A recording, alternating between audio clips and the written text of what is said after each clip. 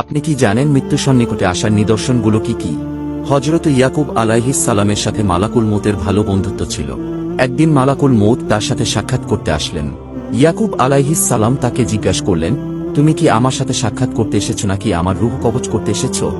মালাকুল মউত বললেন, আমি এখন আপনার সাথে সাক্ষাৎ করতে এসেছি। তখন ইয়াকুব আলাইহিস সালাম মালাকুল মউতকে বন্ধুত্বের খাতিরে বললেন, আমার মৃত্যুর সময় চলে আসার আগে তুমি আমাকে কিছু নিদর্শন দিও, যেন আমি বুঝতে পারি যে আমার চলে যাওয়ার সময় এসেছে। তিনি বললেন, ঠিক আছে। অতঃপর হঠাৎ একদিন মালাকুল মউত রূহ কবজ করতে চলে আসলেন। তখন ইয়াকুব আলাইহিস সালাম জিজ্ঞাসা করলেন, তুমি না আমাকে কথা দিয়েছিলে আমার মৃত্যুর আগে আমাকে কিছু নিদর্শন দিবে? তখন মালাকুল মউত বললেন, হ্যাঁ, আমি তো আপনাকে কিছু নিদর্শন দিয়েছিলাম। আপনার কালো চুল সাদা হয়েছিল, আপনার শরীরে চামড়া ঝুলে পড়েছিল, আপনার কোমর বাঁকা হয়েছিল। মৃত্যুর আগে আমি প্রায় সকল মানুষকেই এই বার্তা পাঠিয়ে থাকি। আল্লাহ তাআলা আমাদের মৃত্যুর জন্য প্রস্তুত থাকার তৌফিক দিন।